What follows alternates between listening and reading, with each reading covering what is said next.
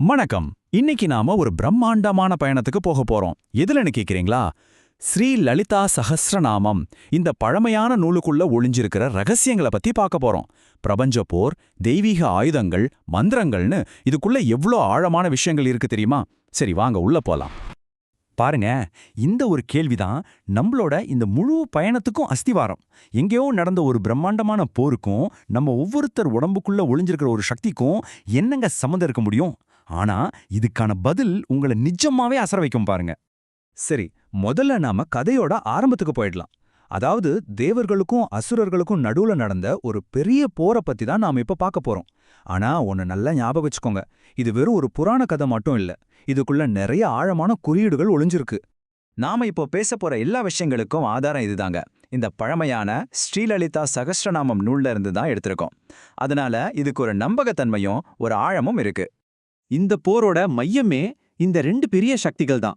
ஒரு பக்கம் இந்த பிரபஞ்சத்தோட ஒழுங்கையும் நல்லதையும் காப்பாத்த போராடுற ஸ்ரீதேவி, இன்னொரு பக்கம் தன்னோட அகங்காரத்தால திமிரால இந்த உலகத்தையே ஆள நினைக்கிற அசுரன் பண்டாசுரன். சொல்லப்போனா நல்லதுக்கும் கெட்டதுக்கும் நடக்கிற ஒரு கிளாசிக் யுத்தம் இது. இப்ப பாருங்க, இதுதான் இதுல ரொம்பவே ஒரு இன்ட்ரெஸ்டிங்கான விஷயம். பண்டாசுரனோட தாக்குதல் சாதாரணமானதில்ல. அவன் வெறும் கத்தி கேடயம் வச்சு சண்டை போடல. விக்னயந்திரம்னு ஒரு மாய கருவியை பயன்படுத்துறான். அது என்ன பண்ணுதுன்னா, ஸ்ரீதேவியோட படை வீரர்களோட மனசையே தாக்குது.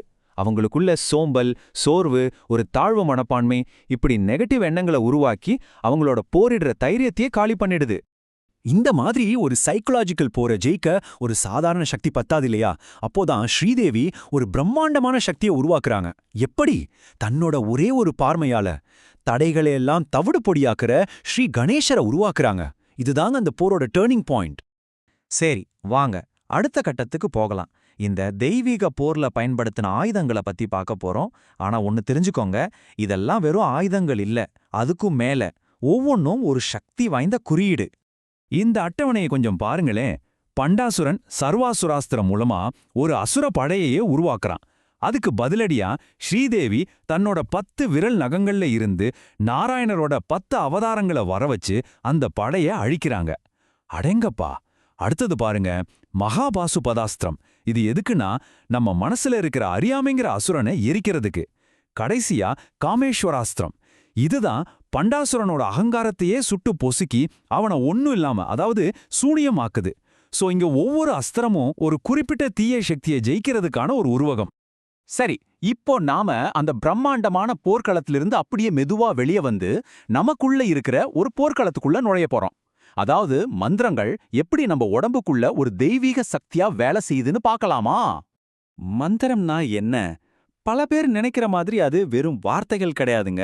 அதுக்குன்னு ஒரு சக்தி இருக்கு, ஒரு குறிப்பிட்ட அதிர்வு இருக்கு.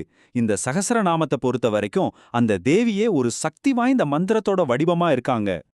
இதுதான் அந்த பஞ்சதசி மந்திரம். மொத்தம் 15 எழுத்துக்கள். இத 3 பாகமா பிரிக்கிறாங்க. முதல் பாகம் வாக்பவ. இது தேவியோட தலையையும் முகத்தையும் குறிக்குது. ரெண்டாவது காமராஜ. இது அவங்களோட மார்புல இருந்து இடுப்பு வரைக்கும் உள்ள பகுதி. மூணாவது சக்தி கூடம். இது உடம்போட கீழ்ப்பகுதி. பாத்தீங்களா, அந்த தேவியோட முழு உருவமே ஒரு மந்திரம்தாங்கிறத எவ்வளோ அழகா சொல்லியிருக்காங்க. இப்போ தேவியோட இந்த மந்திர சக்திய நம்ம ஒவ்வொருத்தருக்குள்ளயும் இருக்கிற ஒரு மிகப்பெரிய ஆற்றலோட இணைச்சு பார்க்க போறோம். அந்த ஆற்றலோட பேரு தான் குண்டலினி. குண்டலினி? இந்த வார்த்தையை கேட்டதும் ஏதோ ரொம்ப கஷ்டமான விஷயம் நினைக்காதீங்க. ரொம்ப சிம்பிளா சொல்லணும்னா, நம்ம எல்லாருடைய முதுகு தண்டோட அடிப்பகுதியிலையும் ஒரு பிரம்மாண்டமான தெய்வீக சக்தி தூங்கிட்டு இருக்கு. ஒரு பாம்பு சுருண்டு படுத்த மாதிரி. அதை நாம எழுப்புறதுக்காக காத்துக்கிட்டு இருக்கு. அவ்வளோதான். அப்போ இந்த குண்டலினியோட பயணம் எப்படி இருக்கும்? முதல்ல அது தூக்கத்துல இருக்கு. யோகா, தியானம் மாதிரியான பயிற்சிகள் மூலமா நாம் அதை எழுப்புறோம். அப்படி எழுந்ததும் சுஷும்னா நாடின்னு சொல்ற நம்ம உடம்போட மையமான ஒரு ஆற்றல் பாதை வழியா அது மெதுவா மேலே ஏறி போகுது. கடைசியா நம்ம தலையோட உச்சிக்கு, அதாவது சகஸ்ரார சக்கரத்துக்கு வந்து சேருது. அப்போதாங்க குலாமிருதம்னு சொல்லப்படுற ஒரு பேரின்ப அமிர்தம் நம்ம உடம்புல சுரக்கும். இது ஒரு ஆழமான ஆன்மீக அனுபவம். இப்போ நாம இந்த உள்பயணத்தோட கடைசி கட்டத்துக்கு வந்துட்டோம். இதோட உச்சகட்ட நோக்கம் என்ன தெரியுமா? இந்த பிரபஞ்சத்தோட 2 முக்கியமான அடிப்படை சக்திகளையும் ஒன்னா சேர்க்கிறது தான். அந்த 2 சக்திகள் தான் சிவனும் சக்தியும். சிவன்னா நிலையானவர், அசைவில்லாதவர், ஒரு தூய உணர்வு நிலை. சக்தின்னா இயக்கம், படைப்பு, ஆற்றல். சிவம் ஒரு அஸ்திவாரம்னா அந்த அஸ்திவாரத்து மேல இந்த முழு பிரபஞ்சத்தையும் உருவாக்குற சக்தி தான் சக்தி. ஒன்னு இல்லாம இன்னொன்னு கிடையாது. அப்போ இந்த ரெண்டு மாபெரும் சக்திகளும் ஒன்னா சேரும்போது என்ன ஆகும்? இந்த நூலே சொல்லுது பாருங்க, சிவன் மற்றும் சக்தியின் ஐக்கிய வடிவம் கௌலினி என்று அழைக்கப்படுகிறது. இதுதான் அந்த குண்டலினி பயணத்தோட கடைசி ஸ்டேஜ். முழுமையான ஞானம், முழுமையான ஆனந்தம். அப்போ பண்டாசுரனோட நடந்த அந்த பிரபஞ்ச போரிலிருந்து ஆரம்பிச்சு நம்ம உடம்புக்குள்ள இருக்கிற குண்டலினி சக்தி வரைக்கும் ஒரு பெரிய பயணத்தை நம்ம பார்த்தோம். இந்த போர், இந்த மந்திரங்கள், இந்த ஆற்றல், இது எல்லாமே உங்களுக்குள்ள ஒளிஞ்சிருக்கிற ஒரு பிரம்மாண்டமான திறனை தான் சுட்டி காட்டுது. இப்போ கேள்வி இதுதான், உங்களுக்குள்ள அப்படி என்ன சக்தி தூங்கிக்கிட்டு இருக்கு?